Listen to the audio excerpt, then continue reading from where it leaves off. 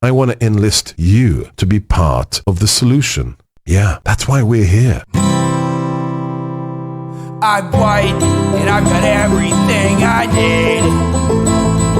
No one clutches their purses when they're in a room alone with me. And I can drive for any neighborhood I please at any hour, and the police don't do a thing.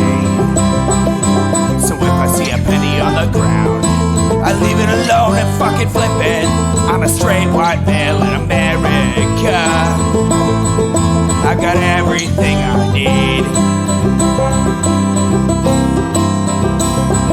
I'm a guy getting paid more than a girl with a degree. And I can walk down the streets after dark, no one wants to rape me. And I can get a girl pregnant and just as easily flee. Just like my straight white male dad did to me. So if I see a penny on the ground, I leave it alone and fucking flip it. I'm a straight white male in America. I've got all the luck I need. I've got a pile of broken mirrors and I'm walking under ladders and I'm spilling tons of salt, but to me that doesn't matter, cause my skin and my gender and my orientation are the best things to have if you live in this nation. I recommend it highly.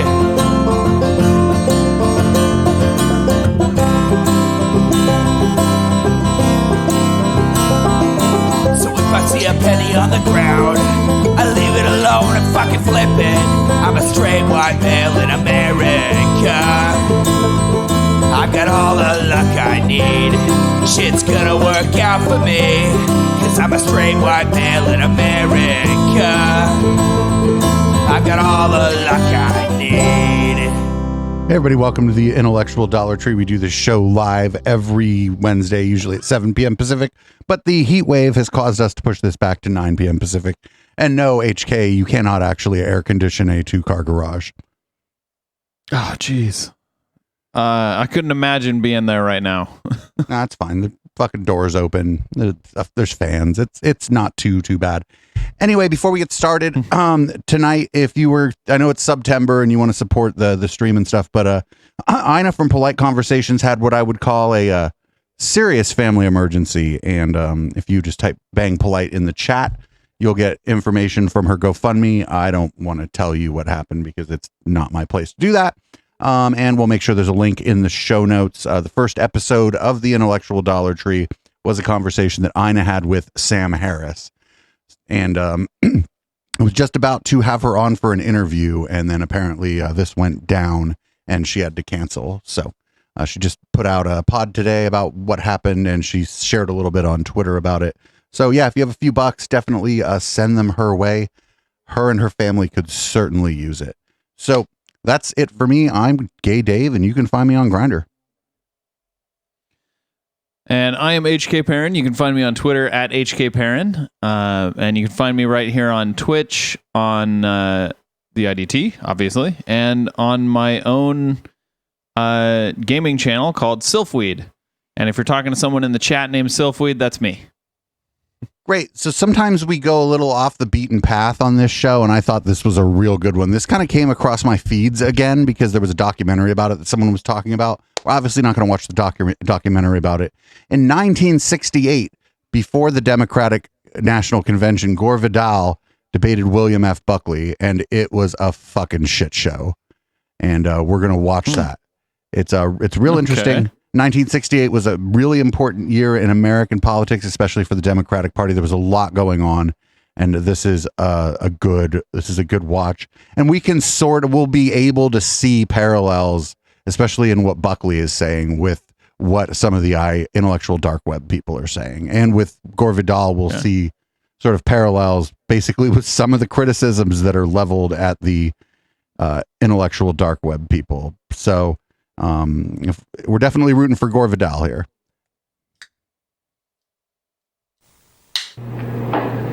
Our guest commentators, William Buckley and Gore, are with us in Chicago after their successful debut Max Headroom as convention commentators in Miami Beach. William Buckley, conservative commentator, columnist, and editor of the National Review, on the defensive in Miami, may now take the offensive, but I beg to put the first question to Gore Vidal, author, playwright, increasingly also a commentator. Mr. Vidal, do you feel more comfortable philosophically here than you did in Miami?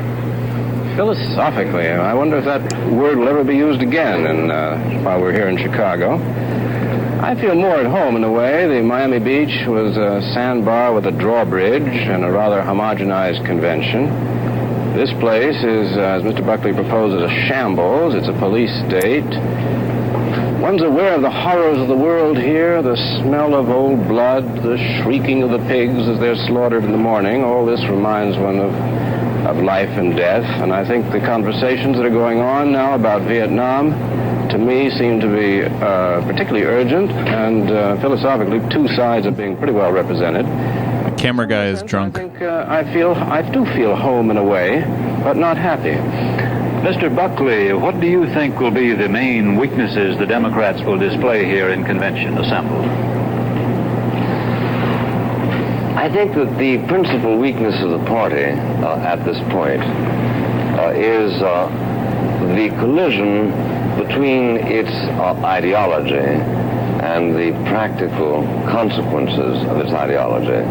In other words, if they had been able to show to America that in return for having elected a Democratic president 4 years ago and a Democratic Senate and a Democratic House, something was done to greatly speed America along its way to help America achieve stability and a sense of security, then there would have been a different attitude here among the Democrats. But primarily, I think what's bugging them is that they don't really know what to do, and under the circumstances are clutching, as so many people do under the circumstances, at ideological straws. So just for anybody who doesn't know, there were massive protests at the 1968 Democratic National Committee. Just massive protests. So that's what this guy's talking about. But he's claiming that it's like their ideology doesn't match with reality, and that's why the thing's a shit show. But that's not the case. I'm not prepared to go over all of the turmoil or even any of it really at the 1968 Democratic National Committee, because I did not do that kind of preparation.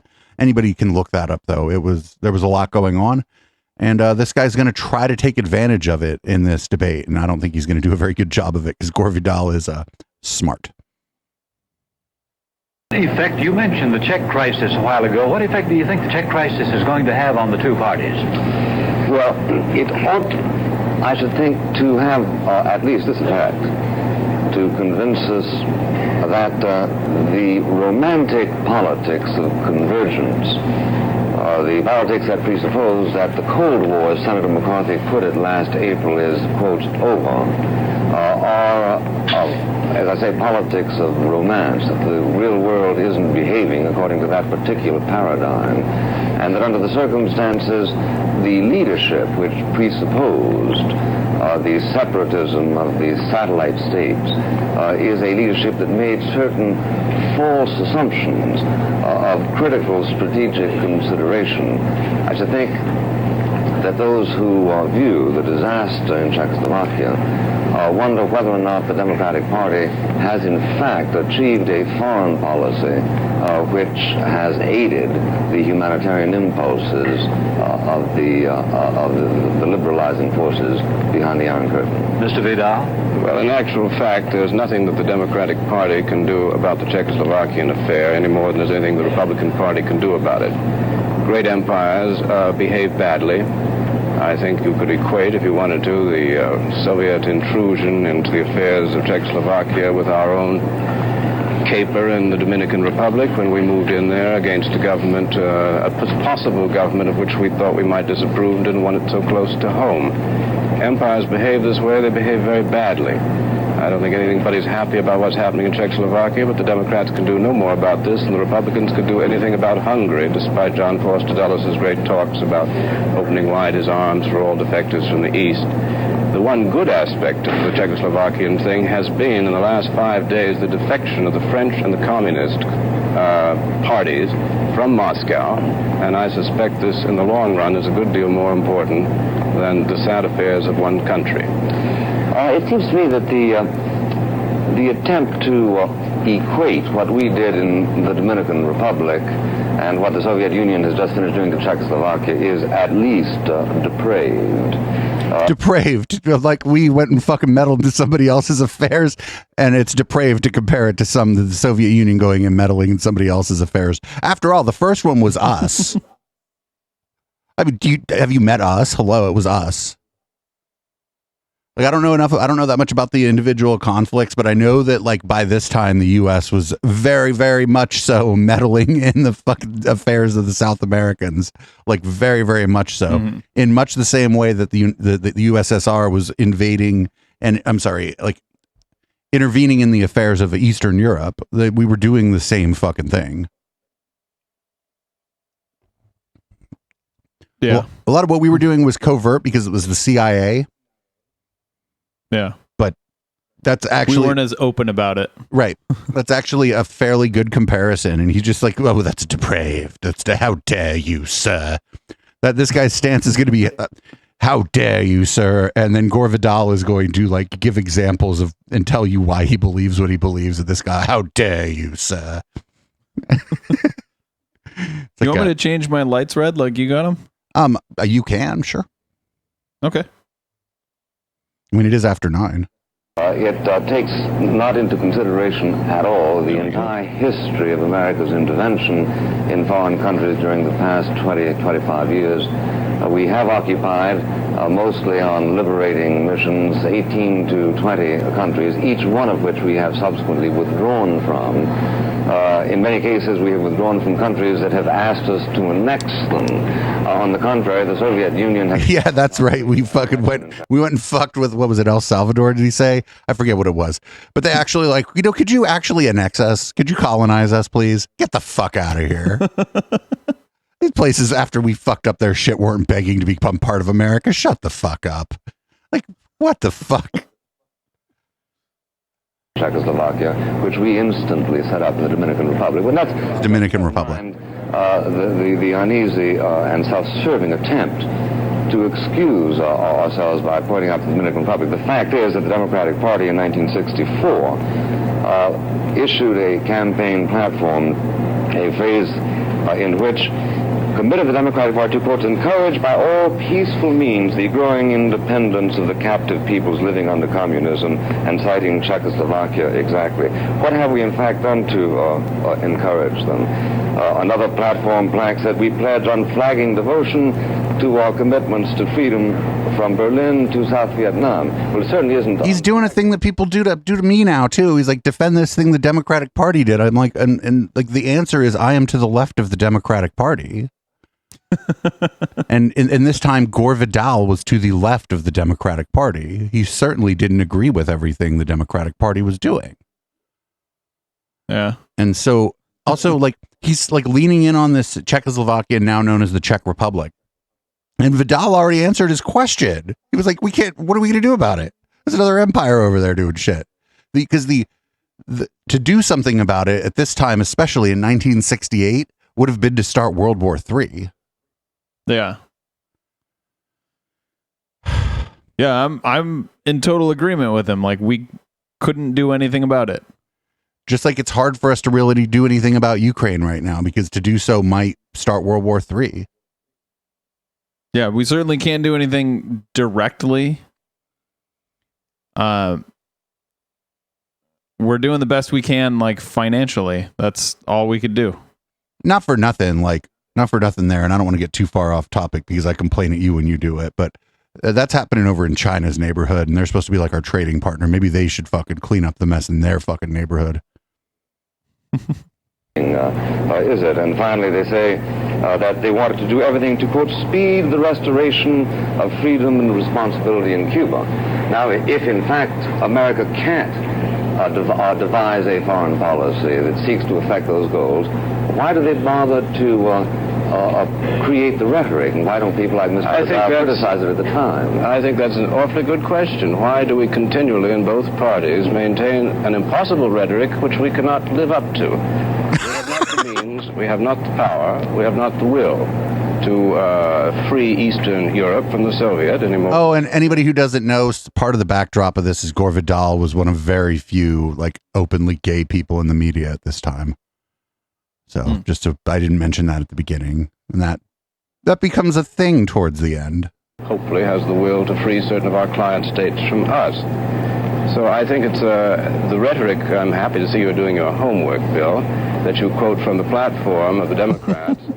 If I have lost my John Foster Dulles file, but it has absolutely reflection of all the things that Dulles was saying since 1954 about containment, and all of that is, I think, I quite agree, is totally irrelevant rhetoric, and I wish we'd stop it. Well, it was a Democratic president, and I think we should give Democratic presidents their due on those occasions when they earn it.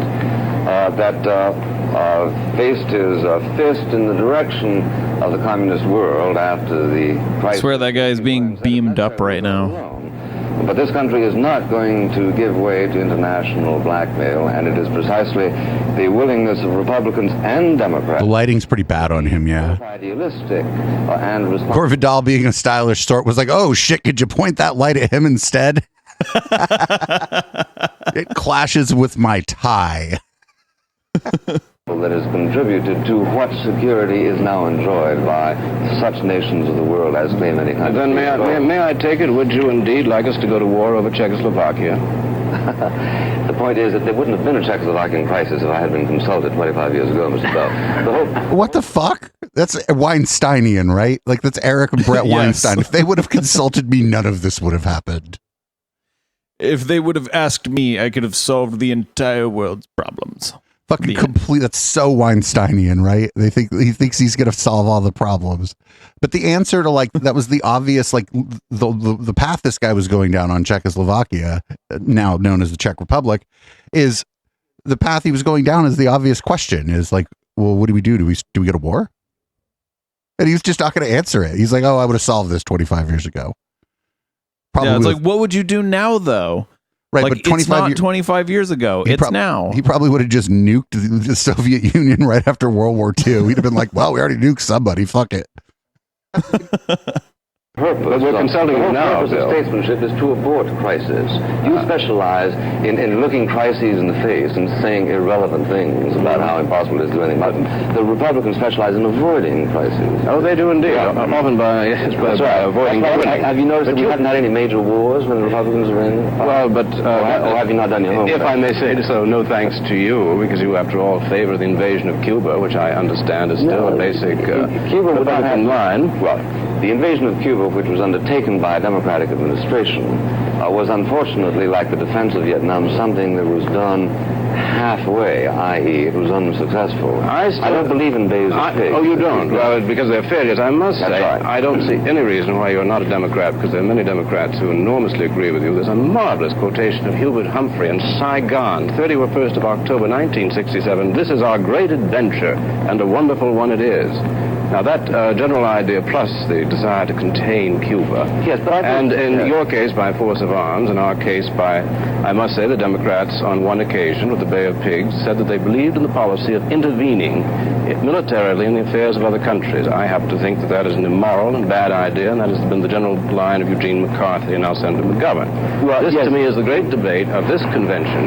It will certainly all stop by Monday, but at least we shall get to it. It is no doubt a debate, and it is certainly one considering which there are differences in ranks of both parties. But I do think that Senator McCarthy did himself lasting damage by his total insouciance to what happened in Czechoslovakia. Oh, said he, if I had been president, I'd have had a couple of extra glasses of iced tea and thought about it tomorrow. Really, there was no particular crisis. The crisis of Czechoslovakia precisely is the falling apart of the democratic aspiration of the politics of convergence. It shows that the Soviet Union is still there, still cares naught for world opinion, and is still going to press for its old recidivist imperialism. Well, I think it's safe to say that they are behaving as... Is he complaining that, like, the Democrats didn't destroy the Soviet Union?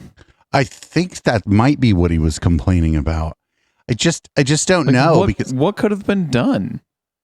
I mean, you got to ask him 25 years ago. He'd say, well, we still have nukes left, right? Yeah. I mean, if he had had his way, it probably would have made things much worse. So far as I could tell, yeah, because we'd have been on right now. At this point, the country would be at war in Cuba and the Czech Republic, right? Yeah. To expect a moratorium on stupidity on the part of empires. I would say that Senator McCarthy, I wish he'd put the thing more tactfully, but one of the rather nice things about him is his sometimes cruel accuracy.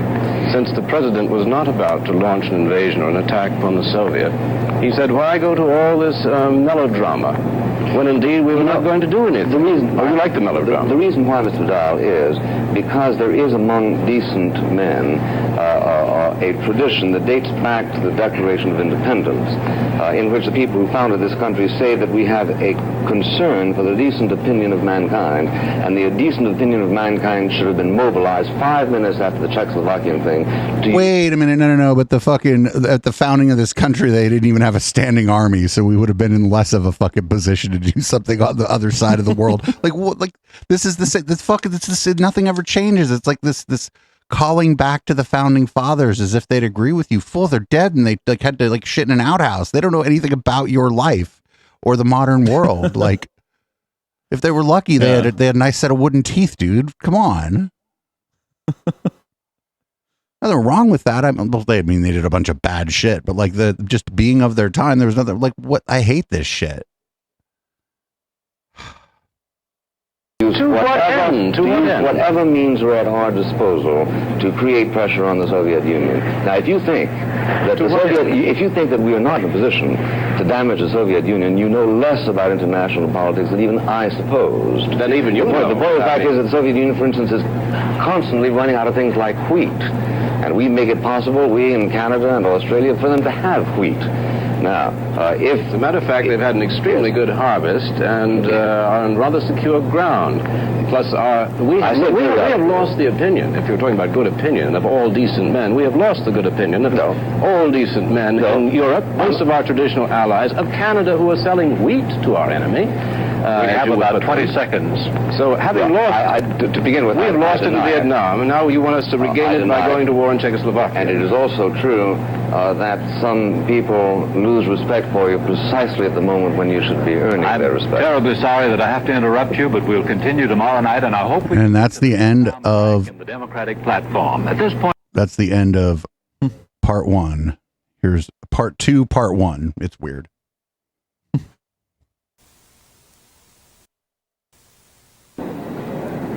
the main source of contention on the floor of the convention tonight is the Vietnam plank of the newly published Democratic platform. I would like to ask our guest commentators if they can find any serious differences between what the Republicans said about Vietnam and what the Democrats say about it. To my mind, I see very... Oh, they're going to find some serious differences between each other later on. Our guests are the playwright Gore Vidal, a Democrat, a former candidate for Congress from New York State, and William Buckley, editor, and a former candidate for mayor of New York City. Mr. Buckley, will you begin? I think that the important difference, Mr. Smith, is not for nothing. Calling Vidal a playwright would have been like in Mark Twain's time, calling him like a poet or some shit. Like Mark Twain was like an important political commentator of his time, and I don't know that. I just noticed that, but then they didn't really say anything about this guy being important either. Maybe the fucking hosts don't like either of them. I don't know. The planks. They fixed the lighting in this one, and he actually looks human this time. They didn't fix the audio. It's still just the left channel, but whatever. The Democrats, a great many. It's like he's no longer glowing. With the plank insofar as it doesn't call immediately for an unconditional end in bombing. We know that Mr. McGovern and Mr. McCarthy joined forces to demand nothing less than that, the unconditional end of bombing. There were no equivalent forces in the Republican Party, so that, although they ended up saying roughly the same thing, one is entitled to suppose that in the case of the Republicans, this truly represents the sentiment of the overwhelming majority of them, which is not the case concerning the Democrats. I think that's well observed. There's a definite split here tonight. I personally favored, as many people did, the McCarthy-McGovern plank. I was just told the latest hot rumor here at the convention hall that the plaque was given to Lyndon B. Johnson himself, who rewrote it and sent it back, and that is the one that they are now celebrating down on the floor. We were just given bits and pieces of this platform, and my favorite little bit here is, we strongly support the Paris talks and applaud the initiative of President Johnson, which brought North Vietnam to the peace table. Well, of course, it was Senator McCarthy in New Hampshire and the enormous movement of a great many people in the United States that caused our leader to make that diplomatic gesture. So I would say that the difference between the two platforms is, as Mr. Buckley suggests, the Republicans are pretty united in being not only on the one hand hawkish, but on the other hand, they seem to feel that they're open for negotiation, trying to relive, I suppose, the days of the Korean settlement by General Eisenhower, who talked very tough in the campaign and then, of course, made a peace with Korea. I suspect that may well be the Nixon plan. Meanwhile, you have a very divided Democratic Party here tonight. What can the Republicans do that the Democrats can't if Nixon is elected, Mr. Buckley? Well, if Nixon is elected, it seems to me that... Sorry about that, everybody. It's just the old video. Strategic seriousness of our anti-communist position there. That is to say, that he won't be hampered by a divided party, some of which, perhaps even a majority of which, is bitterly opposed, as Mr. Vidal quite correctly suggests, to this policy. I do think, though, that Mr. Vidal's diagnosis is insufficient, primarily for the reason that he doesn't take into account extrinsic circumstances. For instance, Eisenhower's peace on Korea may very well, as Democratic Chairman Paul Butler pointed out at the time, have also had something to do with the death of Stalin, which conveniently took place 2 or 3 months after Eisenhower's election. But also, one has to bear in mind that there have been such sentimentalities as calling for a coalition government, as calling for sending blood to the Viet Cong, all that kind of business, which have considerably hampered the negotiations which might otherwise have taken place more speedily. Well, I think Mr. Buckley has given us a preview of what we will hear from the Republicans on this subject. I'd like to introduce a note that absolutely nobody has so far in the Vietnam debate, and that is that I happen to favor sort of diplomacy in the grand old style, and I'm sure Mr. Buckley will agree with me, since he too is a lover of the Congress of Vienna and Metternich policy, that we should, since Ho Chi Minh is the enemy of Mao Zedong, therefore we should support Ho Chi Minh. Mao Zedong is the enemy of the Kremlin. Therefore, in certain cases, we should support him. And the Kremlin is, of course, the enemy of Mao Zedong, and we should support them. Now, this is grand politics. This is not ideological. It's not as interesting as the Holy War, as the fascinating war that we are the forces of light and we must destroy all other governments. But it has always been traditional in the conduct of foreign policy until the pietisms of John Foster Dulles, who really did believe, at least as far as we can tell, that we were indeed the forces of light and they were night, that we began forcing our way into the world and forever setting up this pietistic view that governments that we disapproved of should be dealt with harshly. So I'm simply saying, to the extent that the leader of North Vietnam is no friend of China, this is not a monolithic conspiracy, we should support him. And by the same token, Mao Zedong, and again in this Viennese congressional circle. Mr. Buckley, would you like to add to that?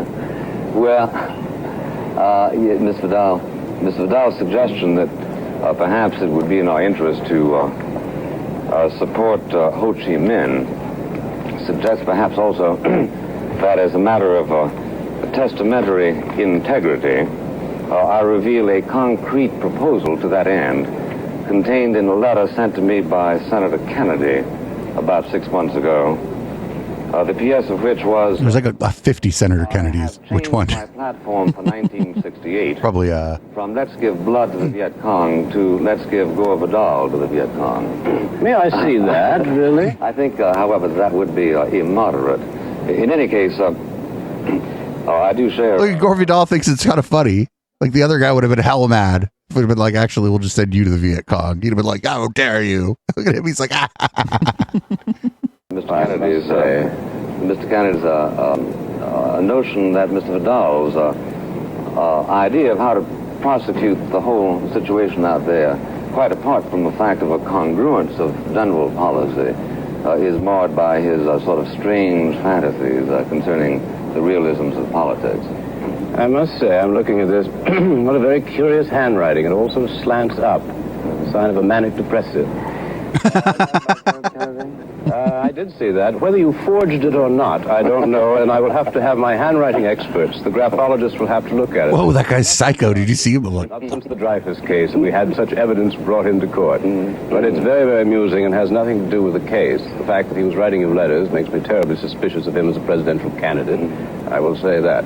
I'm not talking On the about actual Kennedy, fact, you know. This is Senator Bobby Kennedy. Yes, I realize. I recognize the handwriting. So he said, He had some notes about you for me. Makes you yes. suspicious. Yeah, it makes me very suspicious what he might have been like as president.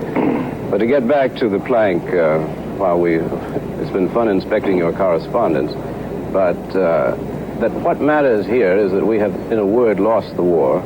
And I think that was really the impression that the McCarthy-McGovern people have been trying to give the country, that we must get out of this. Has cost us $100 billion. It's cost us... Ooh, I wonder, was this before Walter Cronkite went on the air and told the American people we lost in Vietnam? Because I think this might have been before that. Because a lot of people thought that was the end of the Vietnam War when Walter Cronkite got on TV at fucking 5 o'clock or whatever it was and just basically told everybody that we lost, even though we were totally still there. I don't know if this was before. I think that might have been 69 that he did that. Anyway. Gore Vidal's right. We had already lost. Like there was nothing to win in the first place. But we had still managed. We lost. We had lost at this point. Like there was nothing to win, right? Like what were we going to win there?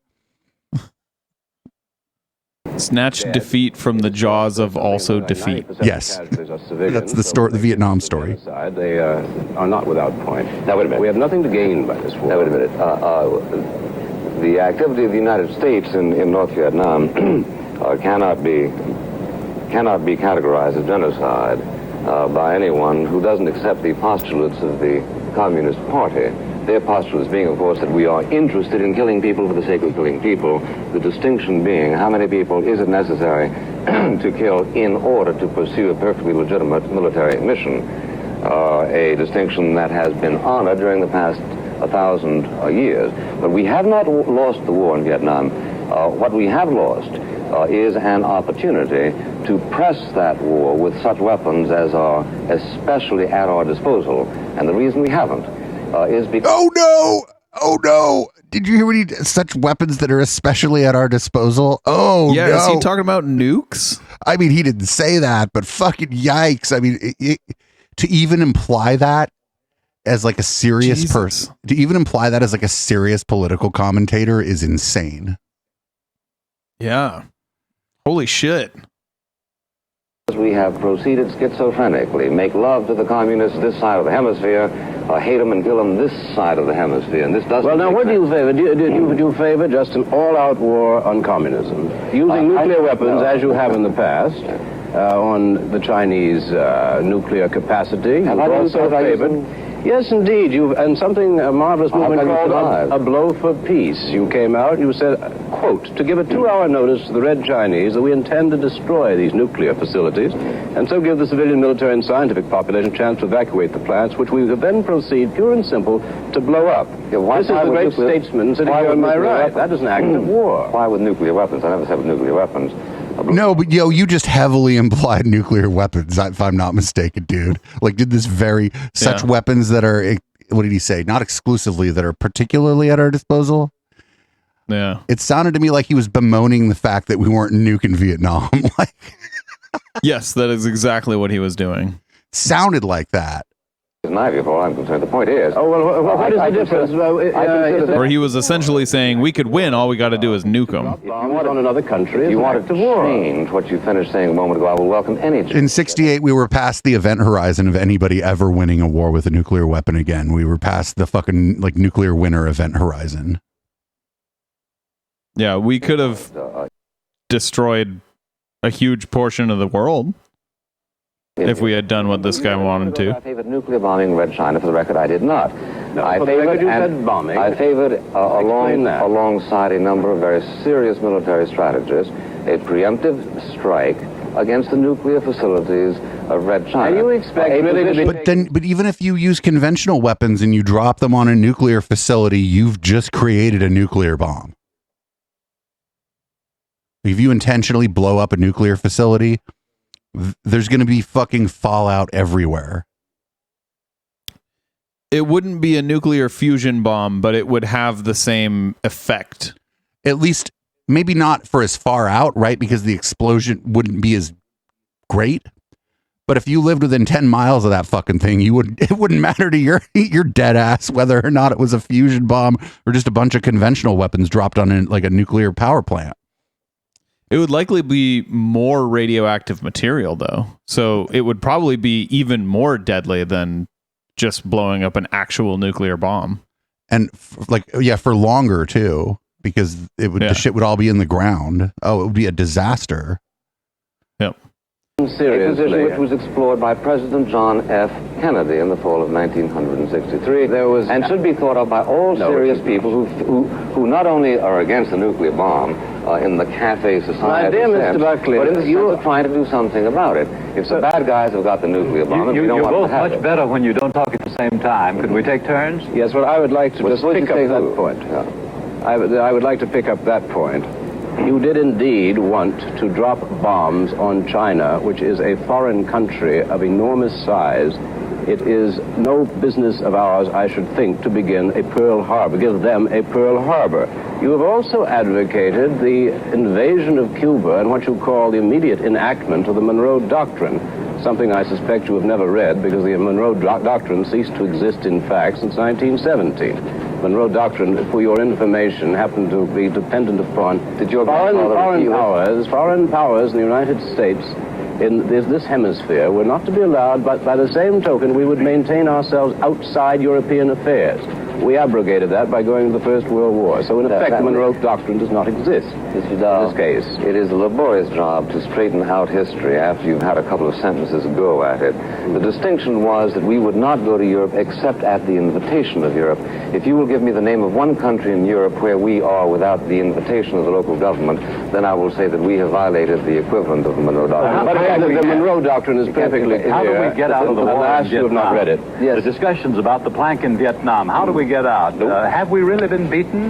The answer is that we have not been beaten, Mr. Smith. The answer is that we are negotiating in Paris at this moment because the enemy feels the pressure of a 4-5 year effort by the United States and South Vietnam and certain of its Asian allies. It's not there simply because Senator McCarthy got 43,000 votes in New Hampshire. This isn't the way Haiphong works, Hanoi works. We can, of course, win the war, but it's going to take a concerted effort, and it's going to take the kind of... We'll pull up the next part of that here. This guy is delusional. Yeah, I don't... So far, I'm not very... This was like... it's the same old shit. It's like, if you can just calmly say something completely batshit, and you're like a white guy of a certain age and stature, like social stature, people are like, oh, that seems reasonable. And well, no, actually, the part where he soft pedaled the idea that we could just solve the problem with nuclear weapons was not rational. Yeah, it would cause immense destruction of and then huge portions of the world, including the U.S. Right, and countries that fucking didn't have nothing to do with it would probably get fucking nuked in the process too. God damn.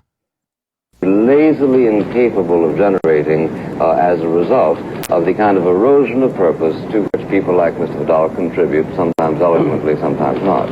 I still don't see how Mr. Buckley, with his concerted will, thinks that we're going to win a war that we've spent certainly 5 very aggressive years in losing. We have tried search and destroy. We have dropped more bombs on it than we dropped on Europe in the Second World War. We are getting absolutely nowhere. They have a perfect desire to organize their own country in their own way, and there's no problem about it. If we are in the presence, however, if I may say so, I would suspect the most war-minded person in the United States, and usually Mr. Buckley doesn't reveal himself as clearly as he has tonight. But indeed, he has come out for a preemptive strike against Red China, and that is an act of war. No, you came out for it in 1964, December 29th, in the National Review. You do write your own columns, don't you? Kennedy in 63. You do write. It's like asking Sam Harris about the time he said that we could do a first strike nuclear attack on like a Muslim nation.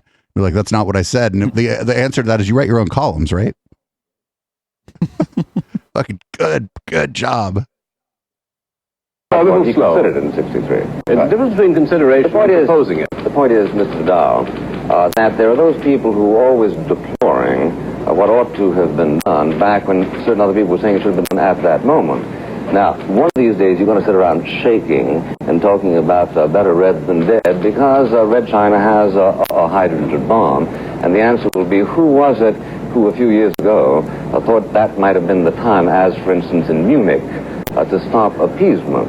I don't say that life is going to be completely easy, completely non-dangerous. We are, however, dangerous. I know that there are very bad people. I know that you're very interested in Munich and interested in the past, and of course, He's just assuming that everyone in charge of a country that isn't the United States is just as crazy as him. Right? It's like, well, we dropped a bomb on somebody, and then after we obliterated one of their cities for I could see maybe you could try to justify the first bomb we dropped onto Japan, but that second one, no, dude, we're crazy. Like, yeah, like we crazy. Not everyone I recall. Yeah. Well, somehow the good judgment of the country maintained itself, and here we are today. And you were talking. Well, what he's saying is like, if we don't strike them first, they're gonna strike us, and it's like, no one's gonna strike anyone. I said we could win. But you said you will. We must. I said we could, Mr. Vidal. But you don't. Could we or should we? Oh, well, obviously we should. Aha. Well, that's all we needed to know. Now, here he sits. Take a good look at the leading warmonger in the United States. Bill, don't you point your tongue at me now. Keep it in your cheek where it belongs. Well, if I'm the leading... Whoa! Whoa! Don't stick your tongue out at me. Leave it in your cheek where it belongs. Like, old-timey insults were the best. Yeah. He was just accusing him of not being a serious person. Yep.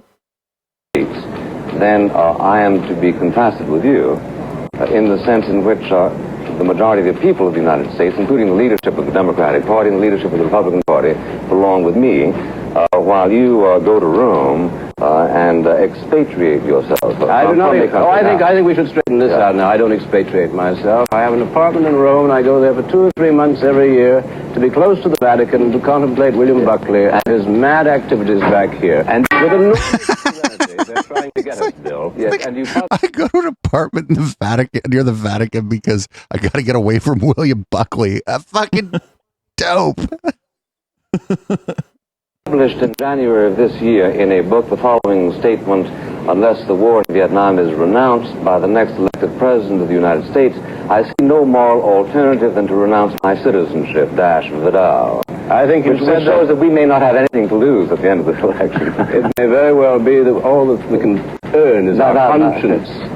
I must say it must be mysterious to you to find somebody acting out of a moral principle, but after all, sooner or later we must all be confronted with these Thomas More decisions, and I'm sure that you will settle for Wales and I for the Bach. The Encyclopedia of Morality, which constitutes your published work, is hardly my primary source.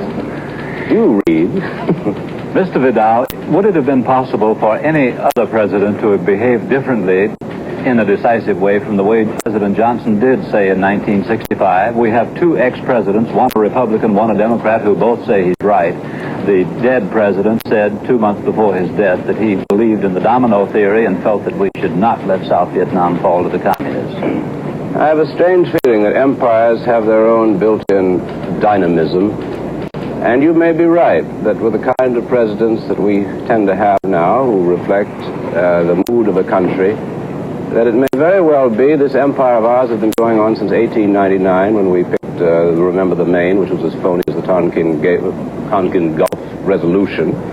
We've been in the empire business since 1899. We picked a war with Spain. We ended up with the Philippines, which we then liberated against their will and added to our empire. We became a great Pacific power. We tried an invasion of Canada. We tore pieces from Mexico. Think it was all of history? I think you could learn a great deal. I know, and at the end of it, we are now on the mainland of Asia. And I think, to be perfectly bleak and to be perfectly blunt, I think we're headed for total disaster, this empire, with people like Mr. Buckley here beating the drum, and I think the instinct of the people, I used to think, was for peace. I think it now. I come back and I see the little American flags on the antennae of the car. They're getting ready for a war. They're getting ready for war. So I think probably Lyndon Johnson is simply an agent of nature. That the empire is getting to a point that there's going to be a blow-up, which you can say the overpopulation, the ecological balance of the planet is upset, the food supply is endangered. I think there is war coming. Mr. Smith, this is a recurrent phenomenon. People like to sort of massage their world weariness and tell us how everything is going to the dogs. And there's a curious coincidence about the fact that it's always going to the dogs because we don't do what they tell us to do. Now, I don't know how robust America is, but I'm sure it's robust enough to survive crises in the future. I don't remember any time during the past 20 years when we haven't heard the scare talk. America has about 6 months left to go. The answer is that we have, I think, more than that left to go.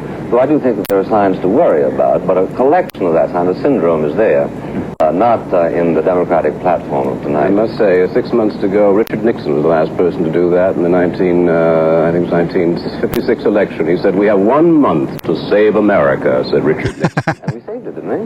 We got Eisenhower, whom you highly disapproved of. You thought he was... How do you know we wouldn't have saved it if we hadn't voted for Eisenhower? I did. Were we saved? No, I don't. Let me ask you about another part of the Democratic platform, which isn't being debated. The Democrats are in favor of law and justice, where the Republicans are in favor of law and order. Is there any distinction? Well, there is a metaphysical distinction which I'm sure has not been observed by the people who formulated the policies. A state as defined in the liberal idea is not a state which accepts justice as its primary goal, for the reason that elementary distinctions were made millennia ago between the city of God and the city of man. Now, I grant that the rhetoric of the Democratic Party sometimes seems to give us the impression that it is ushering in the city of God, except that God is unconstitutional. But given that it seems to be trying to go in that direction, the Republican emphasis on law and order is, in my judgment, perhaps for accidental reasons, in closer congruity to the limited aspirations of a constitution of a free republic. I think Mr. Buckley has very fairly stated, as usual, the viewpoint of the daughters of the American Revolution. In actual fact, the Democratic Party is a little bit ahead of the Republican Party on this particular issue, but the metaphysical point, as Mr. Buckley would say, really is between what do you think about having a strong federal government as opposed to a strong local government? And this is a legitimate and a continuing debate. I would only give you this reminder that without a strong federal government, no school would have even begun to be integrated in the South. There never would have been a pure drug and food act. While we were down there in Miami, I noticed that the Florida Power and Light Company was going to put an atomic reactor in Biscayne Bay, which would have cooked all the fish. Now, the local Chamber of Commerce was a marvelous idea, because anything for money. And the Department of the Interior stopped. I don't think that a nuclear reactor would have cooked all the fish. I think he was either engaged in hyperbole or wrong. I'm willing to believe it was the second, actually. That's American. Would probably have allowed this. I say that the federal government must act in certain great issues. Did you follow that one, Smith? He may have been being hyperbolic because, one of the waste products of a nuclear plant is warm water, and warm water could have ecological damage to fish populations in a river or a lake. Yeah, maybe. I'm also willing to entertain the idea that he's just wrong. Yeah, I don't actually know because I don't know the details of it. I will transcribe it and study it. No, I think... I'm in favor of killing sharks in Biscayne Bay for profit, is that right? No, but your people... Oh, Bill, let me tell you, your people are. And the terrible thing about it is that absolutely nothing would ever be done at a local level on something like integrated. You think there would be one integrated school in the South without the Supreme Court decision? Well, before we had a strong central government, we had a civil war, the purpose of which was to free the slaves. So I think that good things can happen even without federal government. A federal government which, incidentally, all of the Democrats are busy apologizing for at this moment. You may have noticed in the platform, they're all saying we've got to retreat, as Senator Kennedy was saying. We've got to retreat from the idea that the federal government can do everything. No, but I they would have said the federal government can do kind of everything. thing that we conservatives have been saying for quite a while. No, as a matter of fact, this year's liberal rhetoric has fallen into a conservative trap that we must get private enterprise, that great machine of American virtue, as Richard Nixon said. This alone can help us in the ghettos with the Negroes. Well, private enterprise won't. They'll get the tax cut he promised them. And that'll be the last we hear, because they are there to make money, not to do... Don't you understand, Vidal, that the making of money is, according to systems discovered 300 years ago with the beginning of economic liberty, a way of helping people, because it is a way of making goods available to people at a cheaper price. Henry Ford made a lot of money, but he also reduced the price of cars from $5,000 to $500. Got it? Got it? I would say offhand... I think this is the last remark. Can you do it in one line? I would, yes, just simply in one line, that it has been a great pleasure to observe America's leading hawk and great heart with his enormous compassion. Don't stick your tongue out, Bill. Once again, in action. That was a long line. We must break it off there, and we'll continue tomorrow night. And we have the third part, but so far it's pretty good. The audio and video have been kind of bad on it, but it is from 1968. If I would have had more time, I would have probably gone through and cleaned up the audio, but there would have been nothing I can do about the clipping and popping that was going on.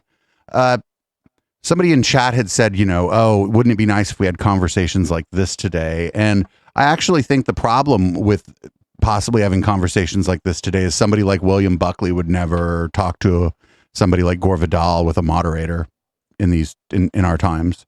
They might say the person comes in bad faith. Yeah. We kind of do have these conversations every once in a while, and then the conservative learns that they shouldn't have those conversations because they look bad.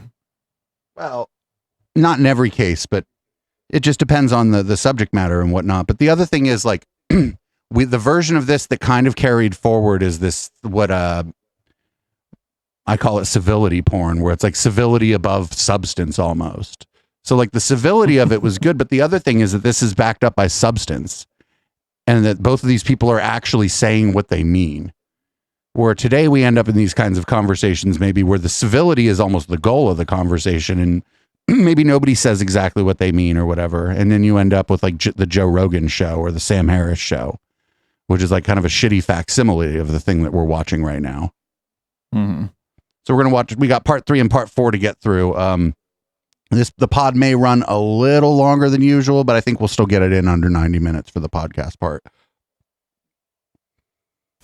And to our two guest commentators, William Buckley and Gore Vidal, and to ask them it went black and white this time. They've made about the security that we have seen all week, and leftist audio, and the events tonight on. By that I mean the left channel on this convention hall. Who is first? Mr. Vidal first. I think there's very little that we can say after those pictures that would be in any way adequate. It's like living under a Soviet regime here. The guards, the soldiers, the agents provocateur on the parts of the police. You've seen the roughing up. The background of it is that they came here for a rally on the 25th of August at Convention Soldier Field, a Coalition for an Open Convention. They were denied the use of the field. It was a friendly, a nonviolent demonstration. As a rule, the press is on the side of the police, but this time the police have seriously injured some 21 newsmen, and the press has, of course, reacted. And on top of that, television is duly upset with Mayor Daley for other reasons. I'd just like to point out that picking up a newspaper at random on my way here, the Chicago Daily News, there's a columnist called Mike Royko, who says Thomas E. Foran, the U.S. attorney, says Chicago police have shown, quote, wonderful discipline in their handling of the Lincoln Park demonstrators. Foran is either stupid or a liar, or maybe he's been wandering around in the wrong park. Chicago's police, for his information, have been beating innocent people with, to coin a phrase, reckless abandon. And he goes on to say that the biggest threat to law and order in the last week has been the Chicago Police Department. On an inside page here, we have one of the grisliest pictures I've seen in some time. It shows a group of police standing and laughing as they have thrown into the water a young man on a bicycle. And the caption is, the witnesses said the police then just stood back and laughed. The youth reportedly had just been riding through the park. He had not even been part of the hippie gathering. I wonder if we can let Mr. Buckley comment now for a short while. The distinctions to be made, Mr. Smith, He's all Antifa is violent. are these. Number one, do we have enough evidence to indict a large number of individual Chicago policemen? It would seem from what Mr. Burns showed us that we do. Oh shit! Wait, whoa! That's surprising. Did you hear him just say that it seems like we have sufficient evidence to indict a number of police officers? He said it seems, from what Mr. Vidal is saying, we do, right? Yeah. So maybe he's about to. Maybe he's about to barf all over this cake he just baked. I mean, you ever seen a cake that you felt like barfing on? when the icing is like just that sugar shit, you're like, oh God. Your program tonight, but during the past 2 or 3 days in Chicago, has been to institutionalize this complaint so as to march forward and say that, in effect, we have got a police state going here. We've got a sort of a fascist situation. One young man approached me last night and said, are you aware that Mayor Daley is a fascist? To which my reply was no. And if that is the case, why didn't John Kennedy and Bobby Kennedy, whose favorite mayor he was, indict him as such? And teach. It's actually not illegal to be a fascist, that's why. The point is that policemen violate their obligations just the way politicians do. If we could all work up an equal sweat, and if you all would be obliging enough to have your cameras handy, every time a politician commits demagogy or passes along a graft for bribes, or every time a businessman cheats on his taxes, or every time a labor union beats up people who refuse to join his unions, then maybe we could work up some kind of impartiality and resentment. As of this, but we are supposed to, like, well, those things you described are crimes. We are supposed to have some kind of impartiality where if you fucking break the law, somebody comes a knocking. Like, we are supposed to have that. What is he, like, I don't understand what he's talking about. But the other difference here is the police have, like, the force of the state behind them as a function of being the police. Say, go after those cops who are guilty of unnecessary brutality. Develop your doctrine of security. Unnecessary brutality. I would suggest to you that the police shouldn't brutalize the public. That when you don't have as many cops as you should have had, for instance, in Dallas in November of 1963, you don't go and criticize the FBI for not having been there, for not having taken sufficient security measures. But don't do what's happening here in Chicago tonight, which is to infer from individual and despicable acts of violence a case for implicit totalitarianism in the American system. Mr. Vidal. That was essentially the not all cops are bad right answer. It's like not all men, not all this, not all that. Nobody thinks that every cop in Chicago was pounding skulls. It's the same thing, is that, like, well, great, when the bad cop's doing the bad stuff, the good cop's supposed to be there to fucking stop him. Where the fuck's the good cop? Yeah. The issue was, of course, go after the bad cops. And guess what? If that cop isn't stopping him, he's also a bad cop. It's a constitutional issue, and this is going to be repeated across the country. We have the right, according to our Constitution, of freedom of assembly. And if you want to hold a meeting for a peaceful purpose to demonstrate, you have that right. That right was abrogated by Mayor Daley, by his administration, by the Cook County Sheriff Joseph Woods. These people came here with no desire other that anybody has ever been able to prove than to hold peaceful demonstrations. I can prove it. How can you prove it? Very easily, by citing the recorded words of Mr. Hayden of the SDS, of Mr. Rennie Davis of the Coordinating Committee, whose object has been to, quote, break down the false and deceptive institutions of bourgeois democracy sufficient to set in a revolutionary order. Anybody who believes that these characters are interested in the democratic process is deluding himself. I was 14 windows above that gang last night. These sweet little girls with their sun-decked dresses that we heard described a moment ago, and the chant between between 11 o'clock and 5 o'clock in this morning from 4,000 or 5,000 voices was sheer utter obscenities directed at the President of the United States, at the mayor of this city, plus also the intermittent refrain, quote. So, like his problem with the protests is that they were like that I was in my hotel room and I overheard impolite things. That's I mean, that's not what he said, but it's sort of like, come on, dude. Like, oh man. It's kind of like what they said about Colin Kaepernick when he took the knee. Like, no, you're not supposed to protest that way. That offends me. Right, like protest within the law is actually designed to piss people off and like to shake things up. Whether or not you agree with the tactics or whatever, if you're not shaking things up and getting a reaction from the community, then what the fuck are you even protesting for? Like, yeah. Ho Chi Minh, the NLF is sure to win.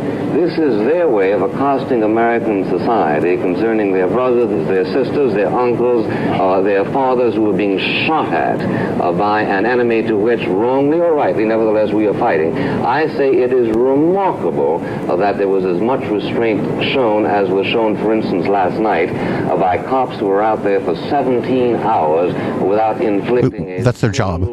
On a single person. They could have been a baker. Disgusting stuff is being thrown at them and at all of American society. Our reporter Jim Burns said there ought to be a different way to handle situations like that. I wish he would invent it. Why don't you ask him next time, maybe tomorrow, to tell us how to handle it? Because I'm sure the Republican Party and the Democratic Party would form a joint platform which would suggest how to do it. Every time we develop an instrument like mace, for instance, the purpose of which is actually to stop a situation when the law is on the side of stopping it without rendering permanent injury, that everybody goes hog mad at its use. What are we in fact supposed to use when they break law and order as handed down by judges? Also, like, you can't hear this on the pod, and there's going to be a lot more people that download the pod by several orders of magnitude. I think they fucked up this guy's earpiece because he keeps having, like, Buckley keeps having to push his earpiece back in, and that's like distracting. I think they fucked his earpiece up. To assembly is not absolute. The Supreme Court has ruled several occasions. Let's let Mr. Vidal have a chance. The right of assembly is in the Constitution, in the Bill of Rights. Nothing on earth is absolute. Right. We live in a relativist world. However, it is the law, it is the Constitution, and let us have no more sly comments in your capacity as the enemy of the people. By the way, you've got an invitation this afternoon I haven't passed on to you from Norman Mailer, our mutual friend who was out there, as was I on Monday night. And he said, you tell Buckley to come out here. He might be very interested to see how his beloved police are behaving. How was that? They are, No, you were in a hotel room fucking 15 floors up looking down and being like, oh, how gauche. I heard a bad word and it made me offended. Yeah, he wasn't there. Even if you're 3 stories up, you're not there. Unless they like raid the hotel or like mob the hotel, then like that's real bad. Floor. I don't believe you were there. And furthermore, when you start quoting Tom Hayden and the other leaders of the New Left who were involved in this, I suggest you get the quotes right. They are talking about revolution. They are not talking about bloody civil war as you would indicate. Yeah. Well, until you get the exact quotes, your well-known all you do is violate the law. Your distortion. And leave it to somebody else. It is no violation of the law to freely demonstrate, as you well know. Now, wait a minute. The law is not something that you make up. No, it's something in the Constitution that you cannot interpret. They came here for free assembly. They came here to demonstrate against the Vietnam War, which you happen to love. I'm sorry for that. They have not been allowed to hold a meeting in Soldier Field, which they should have had, could have had, would have had a peaceful demonstration. Instead, the police, fired by Mayor Daley and by a lot of jingos around here, have been roughing up everybody from the press to the delegates to the kids out there, and you are to sit here by and talk about law and order. Well, I'm going to talk to you about what the Supreme Court says, including Oliver Wendell Holmes, whom presumably you also despise. But the first relevant decision 110 years ago says that the demands of rights of assembly are not absolute in the sense that, for instance, there is no obligation on the part of the city of Chicago to allow all these people to come into this amphitheater and demonstrate. I actually agree with that. You have the right to protest on public land. Otherwise, you're trespassing. Yeah. And so, like, if they wanted to do their protest at Soldier Field, and that's the city's property, I know a lot of people think city property and public property are the same thing, but it's actually not. Because they could, otherwise they would be unable to ever kick you out of the courthouse if you're causing a disturbance, and that would be a problem. So I actually agree with Buckley here, but I also think maybe it would have been a better idea, of course, in hindsight, to maybe let the people have their demonstration at the Soldier Field, which was not right in front of where the convention was. But they didn't know how it was going to shake. Nobody knew how it was going to shake out beforehand. But it was a fucking shit show. Even if they're not allowed to be on the land, it doesn't mean that cops should brutalize them. This wasn't that far out from the civil rights movement, so the fire hoses and shit. To say that you cannot arrange a demonstration in such a way as to interfere with other people's freedoms. Mr. Burns admitted a moment ago that these people were interrupting the freedoms of people to cross the street, for instance. Freedom of the people to cross They the were street given a license to demonstrate at at a that particular point. moment. However, when they were in the parks on Monday night when I observed them, I watched the police come in like this from all directions, standing. They were sitting there singing folk songs. There were none of the obscenities which your ear alone seems to have picked up. They were absolutely... Oh, I don't like this saying they weren't swearing. Come on, Gore Vidal. You should be like, dude, yeah, they were swearing. These are adults. They can swear. well behaved. And suddenly the police began. You would see one little stirring up in one corner, then you would suddenly see a bunch of them coming in with their nightclubs, and may I say, without their badges, which is illegal. Mr. Vidal, wasn't it a provocative act to try to raise the Viet Cong flag in the park in the film we just saw? You have every right to do that. Raising a Nazi flag in World War II would have had similar consequences. You have every right to do both of those things, but I would suggest that those things are qualitatively different. Realize what some of the political issues are here, that many people in the United States happen to believe that the United States policy is wrong in Vietnam, and the Viet Cong are correct in wanting to organize their country in their own way politically. This happens to be pretty much the opinion of Western Europe and many other parts of the world. If it is a novelty in Chicago, that is too bad, but I assume that the point of the American democracy is you can express any point of view you want. Shut up a minute. No, I won't. And some people... Shut up a minute. That's me right there. That'd be me. Like, that's me. And I think one of the reasons I like Gore Vidal is that eventually he's just like, no, shut up a minute. Oh, in the next fucking segment, it goes, fuck it. The next segment is that they were well treated by people who ostracized them, and I'm for ostracizing people who egg on other people to shoot American Marines and American soldiers. Wait, what? I know you don't. But there's a war going on there. Wait a minute. No, egging on people. Oh, you know what? Our enemy at war wouldn't have actually shot at the Marines if somebody in a park didn't raise a flag. Get the fuck out of here. There was a war happening. People are like, at that time, somebody was shooting at somebody. There was a war. They didn't be like, hold on, wait till you see the flag in the park. Like, no, that's absurd. There's a whole fucking war going on. People, the shooting at the Marines thing, the ship had sailed, and the Marines have ships. Not as many as the Navy, but. The only sort of pro-crypto-Nazi I can think of is yourself. Failing that, I would only say that we can't have Now listen, you the right of assembly. Failing that, I would only say that we can't have Now listen, you the right of assembly. Did you hear him? Did you say, now listen, you queer? He certainly did. Yikes. Oh. Back then, it wasn't like it hadn't been appropriated yet. You know what I'm saying? Just for anybody listening, if you're unaware, the word was a slur in the 60s. Yep. Crypto-Nazi. Let's stop calling names. You in your goddamn face, and you'll stay plastered. Gentlemen, Bill. He just challenged him to a fight. Yeah, he did. And look at Vidal's like, I'll okay. Go back to his pornography and stop making any allusions of naturalism to somebody who was Whoa! You were not in the infantry, as a matter of fact. Oh, somebody's triggered. Record. Mr. Vidal, what Yeah, he is.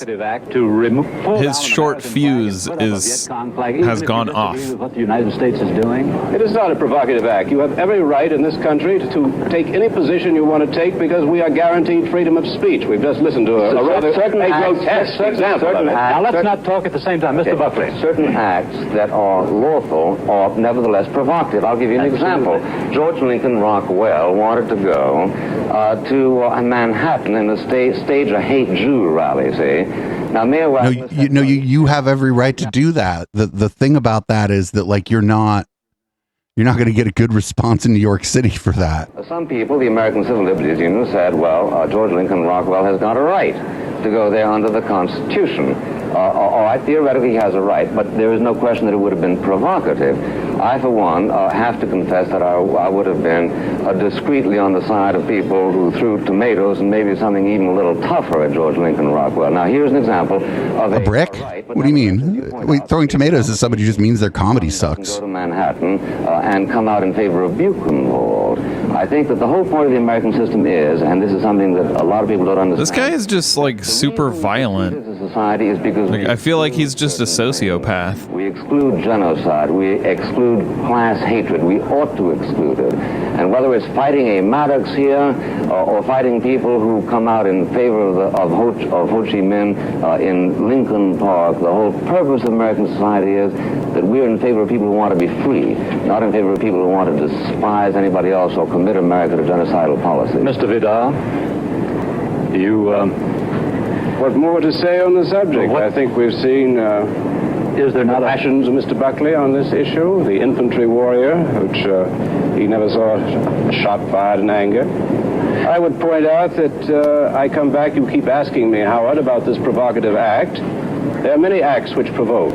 But if you're going to have freedom of assembly and freedom of speech, you must be able to say it. That is the whole point of this country. No. And once this is abrogated, then I think we might just as well stop these wars of freedom. What are we doing fighting in Vietnam if you cannot freely express yourself in the streets of Chicago? I think we've run out of time, and I thank you very much for the discussion. There was a little more heat and a little less light than usual, but it was still very worth hearing. I actually think that was the last one. I think I got it wrong there, because I remember checking this out back in the day when I was looking at it, and 3 and 4 were the same. That was the end of it. They cut it off after that for obvious reasons. At the end there, like back in the day, like calling somebody a queer was not like the same thing as like talking about the queer community today. It simply was not. And it was used as an insult. Right. Well, it was particularly like a slur. Like you calling somebody stupid is an insult. Like a slur is like, it has the weight of the power structure generally is how I would draw a distinction between an insult and a slur or whatever. So that was interesting, a little off the beaten path, huh, HK? Yeah. I really enjoyed seeing that, and fuck William Buckley. That guy hopefully was an asshole. Yeah, I think they both passed like approximately 10 years ago, something like that. Okay. That's about appropriate for like the age they were when they had the debate and stuff. So they both lived a long life. I hope that Mr. Vidal lived a better life than Mr. Buckley, but that's just, my own personal biases here. And I just liked when he said, "Oh, I would punch you or something," and Vidal just hella calmly said, "Okay, let's do it. Let's go." It was very calm. I don't know who would have won the fight. I mean, I'm glad they didn't. Like that would have been bad if they would have just had a brawl right there on national TV. Yeah. I think personally that Buckley just looked absolutely fucking terrible in that interview. It looked like he had super thin skin. Yeah, he didn't like some of the facts, and he didn't like any of the character assessments that were being any character assessments and any like calls back to things he had done in the past. Those things seemed to fluster him. Yep. And if you could imagine, that sort of is one of the things we talk about on this show sometimes. Yeah. I would say he's more violent than the kind of people who we usually cover, like the IDW people. But I think hasn't Eric said some like kind of violent things? Jordan Peterson is the one who's like, I'd slap. Remember when somebody said, "Oh, you call me a fascist, I'd slap you happily." Oh, okay. And then he also said something like just this last week about how like, oh, you know, something about, oh, you know, I'd fight you or whatever. And I like posted something about like, I would very much like this person to assault me. Because one, I'd get to defend myself, and two, I'd get to file a civil suit, and then I'd get to build an even better new studio. But yeah, it was good. I'm glad we covered it, and I think like going back in time sometimes is really important. The other times we've gone back in time was one of our best episodes. I think was the David Miscavige interview, going back to the early 90s. Yep. And I don't think you were here for it. I think me and historian Matt actually did it. We watched some propaganda from the John Birch Society. Oh, okay. Yeah, I was here for the David Miscavige one. John Birch Society, I don't think I was. But just kind of looking back through sort of these kinds of like intellectualized movements that I think are like kind of hateful or want to take rights away from people or want to control people, just looking back through them. And when this kind of stuff is given, like as Alex from the Q Origins Project called it, academic window dressing, is looking back and seeing how it's nothing new. And, you know, we've always been dealing with it, and, you know, we'll always be accused as, you know, people of our general disposition of being too rude, too mean, you know, whatever you want to say, coming in bad faith, any of that kind of stuff. We're always going to be accused of that. And we need to just kind of let that wash over us, because it's usually not the subject matter at hand usually isn't how rude is Gay Dave. Yeah. Anyway, you want to read us out, HK? All right. So we do the show every Wednesday at 7 p.m. Pacific, except when it's so hot that we have to wait until 9 p.m. Pacific. Check out our other shows at echoplex.media.com. We have a tech show called How the Tech Are You, where we talk about the tech news that may have slipped through the cracks. So you might like checking that out. That one's on YouTube as well. And check out The Plex on Sundays. Check out Local Love on that's Mondays, right? Local Love is Tuesday. Oh, Local Love's on Tuesday. Don't worry, you don't have to go through all the shows. Okay, yeah. Check out our other shows. They're all listed on echoplexmedia.com. Support us on patreon.com/echoplex or right here on Twitch, where you can subscribe. You can throw bits at us. We would love it. And as always, we're going to end the show with Boomers by Periscope, and we'll see you, if you're watching live, on the other side for Red Light.